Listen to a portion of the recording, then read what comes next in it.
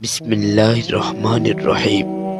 শুরু করছি আল্লাহর নামে, যিনি পরম করুণাময় অসীম দয়ালু।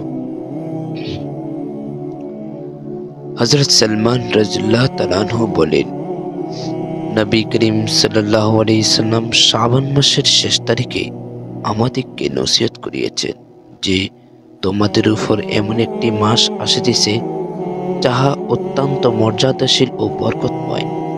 এই মাসে এমন একটি রাত্র শবে কদর রহিয়াছে যাহা হাজারো মাস হইতে উত্তম। আল্লাহ তাআলা এই মাসে রোজা রাখাকে ফরজ করিয়েছেন এবং এই মাসের রাত্রগুলিতে নামাজ অর্থাৎ তারাবিহ পড়াকে সওয়াবের কাজ বানিয়েছেন। যে ব্যক্তি আল্লাহর নৈকট্য লাভের জন্য এই মাসে কোনো নফল ইবাদত করিল, সে যেন রমজানের বাহিরে একটি ফরজ আদায় করিল। আর যে ব্যক্তি এই মাসে কোনো ফরজ আদায় করিল, সে যেন রমজানের বাইরে 70টি ফরজ আদায় করিল। ইহা সবরের মাস, আর সবরের বিনিময়ে আল্লাহ তাআলা জান্নাত রাখিয়াছেন। ইহা মানুষের সহিত সহানুভূতির মাস। এই মাসে মুমিনের রিজিক বাড়াইয়া দেওয়া হয়। যে ব্যক্তি কোনো রোজাদারকে ইফতার করাইবে, ইহা তাহার জন্য গুনাহ মাফি ও জাহান্নাম হইতে মুক্তির কারণ হইবে এবং সে রোজাদারের সমান সওয়াবের ভাগী হইবে। কিন্তু রোজাদার ব্যক্তির সওয়াবের মধ্যে কোনো কম করা হইবে না।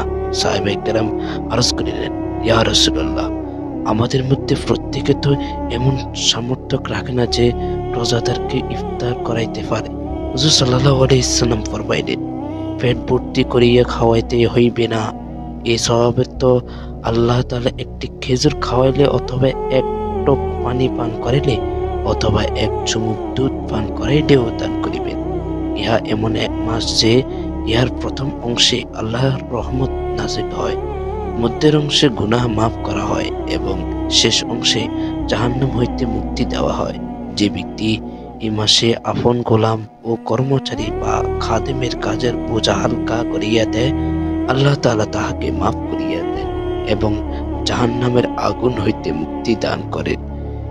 এই মাসে 4টি কাজ বেশি বেশি করিতে থাকো। তন্মধ্যে 2টি কাজ আল্লাহ তাআলার সন্তুষ্টি হাসিলের জন্য, আর 2টি কাজ এরূপ যাহা না করিয়া তোমাদের উপায় নাই। প্রথম 2 কাজ যাহা দ্বারা আল্লাহ তাআলাকে সন্তুষ্ট করিবে, উহা এই যে অধিক পরিমাণে কালিমায়ে তাইয়্যিবা পড়িবে এবং ইস্তিগফার করিবে। আর 2টি কাজ হইল আল্লাহ তাআলার নিকট জান্নাত পাওয়ার জন্য দোয়া করিবে এবং জাহান্নাম হইতে মুক্তির জন্য দোয়া করিবে। যে ব্যক্তি কোনো রোজাদারকে পানি পান করাইবে, আল্লাহ তাআলা কিয়ামতের দিন তাহাকে আমার হাউজে কাউসার হইতে এরূপ পানি পান করাইবেন, যাহার পর জান্নাতে প্রবেশ করা পর্যন্ত আর পিপাসা লাগিবে না।